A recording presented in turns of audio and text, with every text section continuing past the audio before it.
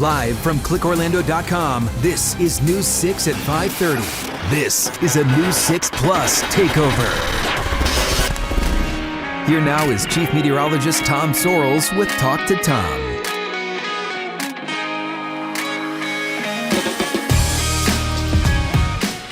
Hello, everyone, and welcome to Talk to Tom. I'm Chief Meteorologist Tom Sorrells. This show you're about to watch is part of a series that is a dream come true for me. It all started back in 2004 with Talk to Tom live on hurricane coverage.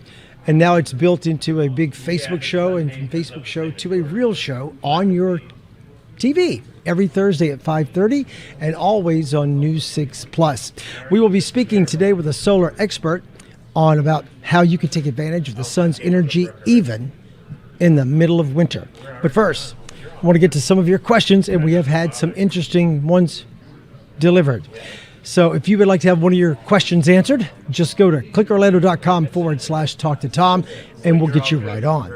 Let's see this. Our first question comes from someone named Ken Moss. He wants to know, in the study of tsunamis, is that part of the meteorological curriculum?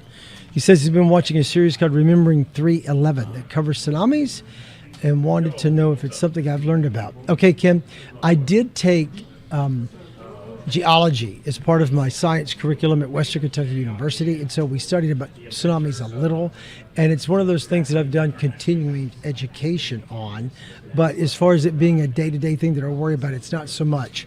Every now and then we'll have an earthquake, like we just had it was back in 2010. We had the earthquake in Haiti, and with all the activity in the Caribbean, the big earthquakes, there's always a tsunami threat. People don't think about it much here in Florida. You think of it mostly being a big Pacific, Hawaii, Japan, or perhaps maybe Washington State or California threat. But it is also a small threat here in Florida. So you have to be tsunami ready. In my 22 plus years here, we've only had a tsunami watch, I think once, and nothing ever became of it. That was canceled. The weather service pulled it down. But yes, tsunamis are part of what we learn, even though it doesn't really affect weather. Chances are, if you lead a normal life, you work every day, you go to school and do what you do, one of the few scientists you'll ever meet is A, your doctor, and B, your TV meteorologist. And so since we know that science is not delivered to you by like everyone you meet, we try to be well-rounded and become a station scientist, so to speak. So yes, we've studied a lot about tsunamis. Okay, next question. Our friend Joyce Wood wants to know, how cold do you think it will get in the so-called winter? She's just moved here. She is from Nashville, Tennessee. Well, Joyce, first of all, welcome to paradise. Life is better under the palm. Very few places in the world better than Nashville, Tennessee for my money. You see, Joyce, I don't make fun of the winter here, being a so-called winter, because I was born and raised right there in Nashville. And I know that your winters, I know them well. I was alive for some of those hard winters in the 70s. I was alive through the 80s. I worked in South Carolina in the late 80s with the snow on Myrtle Beach on Christmas Day, all that stuff. So our winter here can vary, Joyce. And so this particular winter looks to be a little warmer than normal and staying probably more moist than normal. We'll get showers from time to time. We're already ahead of the game as far as rain totals go. And I think that we'll be a little bit wetter than average and a whole lot warmer than average. So we've already had a hard time around the week of Christmas, and then temperatures in the 30s in January. Through February, we start that warm up, and by March, it's game over. So if you're trying to compare our winter here to what you went through back in Nashville when you have pretty good winters, well, no, it's not going to be the same thing. But if you compare your winter in Nashville to the winter in Detroit, then people in Detroit look at a Nashville winter and call that a so-called winter. So just know you will get cold, and the longer you live here, your blood does not thin, but your ability to handle the cold will go away. You get weaker.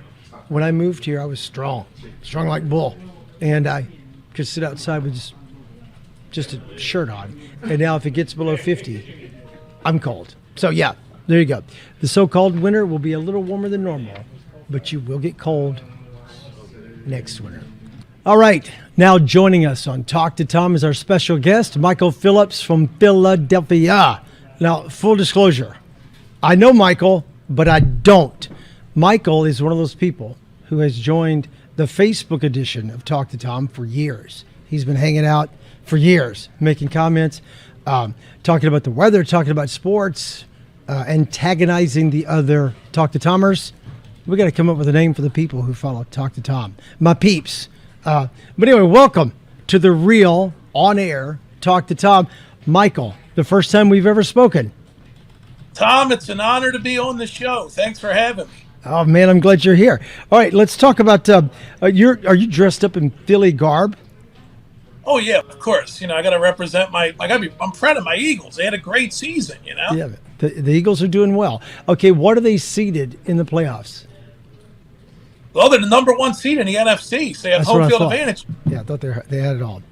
All right, so tell me. Now, Michael's one of those people, like a lot of people from the North, who want to live in Florida. So are you coming down soon, Michael? I know you've been back and forth. Are you here now? Over in Florida, believe it or not. You're here in Florida now. Where are you? Yeah. Where are you? I'm at the Cabana Bay Beach over at the university. Awesome. That's awesome.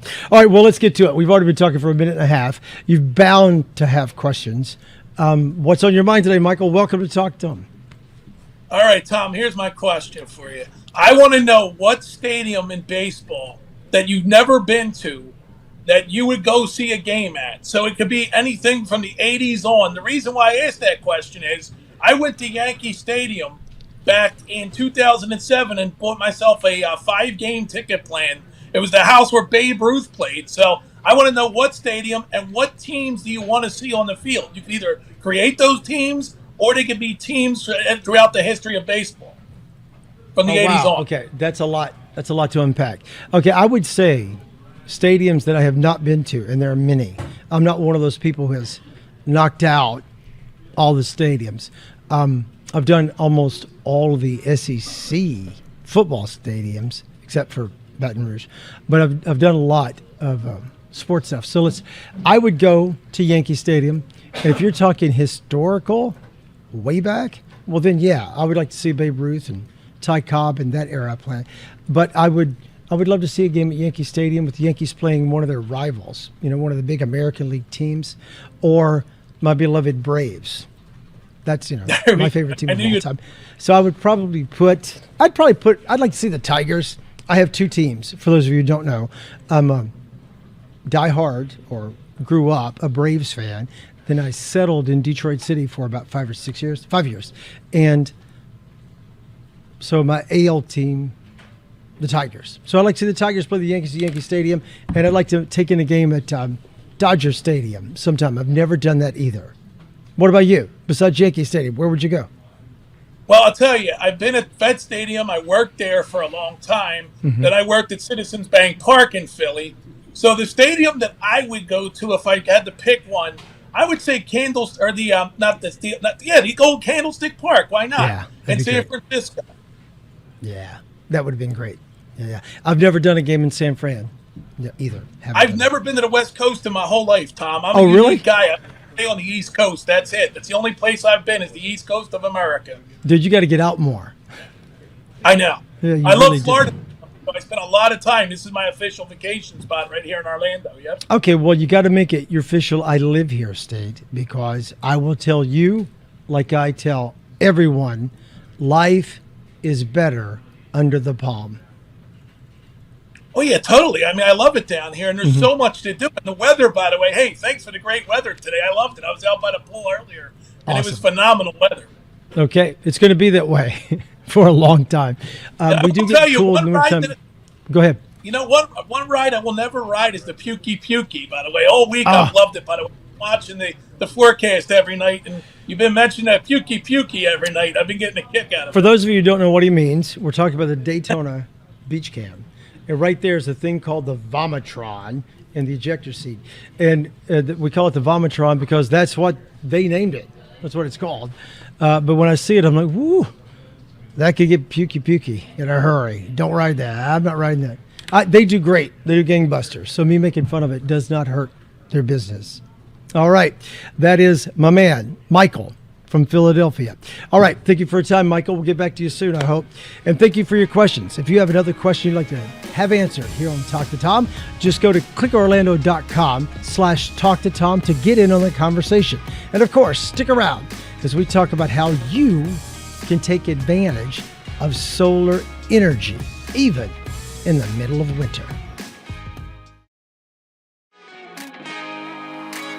Hello, everybody, and welcome back to Talk to Tom. I'm Chief Meteorologist Tom Sorrells. Early in the show, we were taking viewer questions.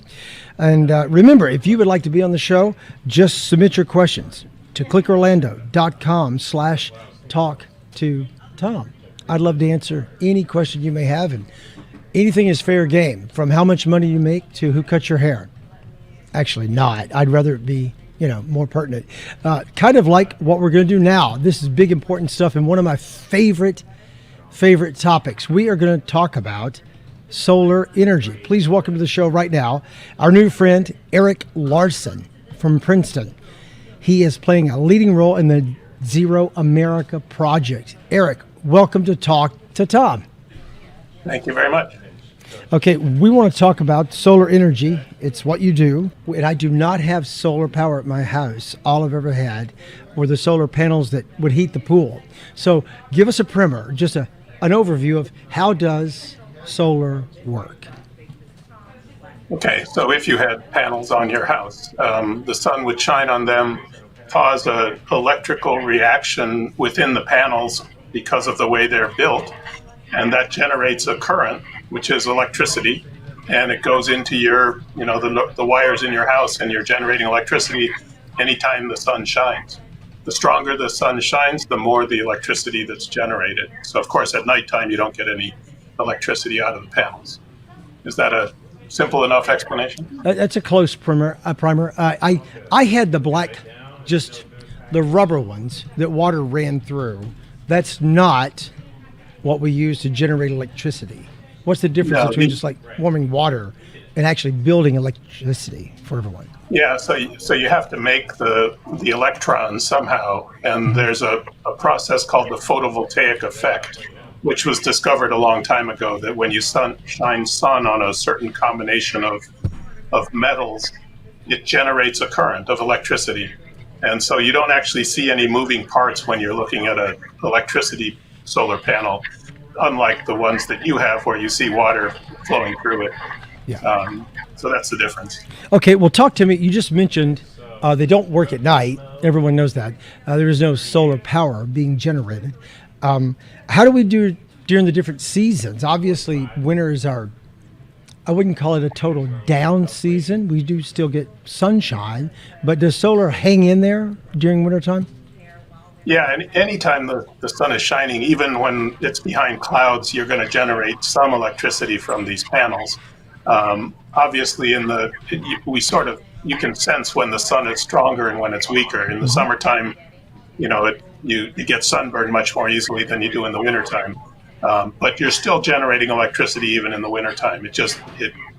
You'll see if you look over the course of a year how much electricity gets generated each month.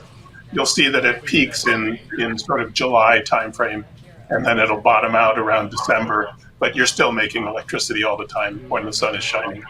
Well, tell me about this. I always wonder how can we store that? Like, do you have to send it? You said you're sending your electricity back to the grid. Could you get a big battery at your house and store your own battery power and keep it stored and get off the grid? You could do that. The economics of battery storage today for that type of arrangement are not great. It's pretty expensive to put a big battery in, and you would need a pretty big battery in order to be able to have the power that you need when when the sun's not shining. But technically you can do that, and there are people who have done that. Okay, they tell me that about EVs, like electronic vehicles, the Tesla, the Leaf, that is still the big problem with those. But they say they're getting better. Most everything I read. Are we getting better on the full home battery as well? Yeah, I mean, it's the same, essentially the same technology as in an electric vehicle. The batteries are, so any improvements that get made in terms of cost reductions and performance improvements, those will all translate into other applications like in-home storage. But it's still the fact that you have to store so much electricity because of when the sun isn't shining, that makes the battery much bigger than you might imagine a battery for a car. And so that it just gets more expensive as a result of that. Okay, so how many panels would I have to have on my house to make it worth my time? Well, actually, any amount of panels would probably be worth your time right now, especially because there's now a federal law that gives you a big rebate on any solar panel that you purchase. It's something like a 30% tax credit that you get. Okay, well, let's say I've got a house that's about 4,000 square feet. How much of my roof would I have to cover? So it's going to depend on what kind of roof you have, what the orientation is. Mine faces south. Half my house faces south, half faces north. Okay, so if the roof is facing south and is tilted at a bit of an angle, that's a perfect arrangement for where to put the solar panels. Awesome. I couldn't tell you exactly how much of your roof you would cover, but in my case, again, I think my house is like 2,600 square feet, not as luxurious as yours, and I'm probably using a third of my roof surface. Okay. And it's not even a very optimally oriented roof. Wow. So the panels are doing well now. Yeah. Okay. Yeah, the cost for these things are coming down, which is why people are starting to really use them a lot. And again, there's a tax incentive to encourage people to do that as well. Okay, so how much is, one of the questions they want me to ask is how much energy is really generated by solar power? And I don't mean just in Jersey, I mean like nationwide. How are we doing? Yeah. So I don't have the number off the top of my head, but I think it's as a fraction of the total amount of electricity generation. It's still pretty small. It might be 5%. Okay, that's good. So we're getting there, but it's got a ways to go. Do you know the breakouts on those? Like how much is still coal power plant driven? How much is water, hydro? How much is wind? Do you know? I have, again, these are rough numbers. I think coal is still on the order of 30, maybe a third of our electricity. Natural gas is probably 40% of our electricity. And then nuclear is probably 10%. And the last 15% is going to be hydro, wind, and solar. All right. Well, one last question. We're running out of time. I'm running tight. But I want you to tell me a little bit more about your Net Zero America project. Yeah, we did a big study. It came out a little over a year ago, where we looked at how much solar and other energy forms we would need to for the country as a whole to get to net zero greenhouse gas emissions by 2050. And greenhouse gas emissions are what is creating the climate change problem. And if we can eliminate, there are ways to get rid of those. And we did a big modeling study to see how we could do that. And in terms of solar and wind, the bottom line was we would likely need to expand our amount of wind and solar by about 10 to 15 fold from what it is today. And we have the ability to do that cost effectively. So that was one of the big conclusions from our study. But I would encourage folks to go to a website that we set up called netzeroamerica.princeton.edu, and they can take a look at all the fancy graphics and things that we put together there to try to communicate what we did. All right. Eric Larson from Princeton University explaining solar power on Talk to Tom. Thank you, Eric. I appreciate your time, buddy. My pleasure. All right there, folks. Have you have it? That's our friend Eric Larson from Princeton University on Talk to Tom, giving you all the lowdown on solar power. Hey, if you have a question you'd like to get answered here on Talk to Tom, just go to clickorlando.com/talk to Tom. We'd love to get your question. I'll throw it on the air and try to answer it right here some afternoon at 5:30 and stream it anytime on News 6 Plus.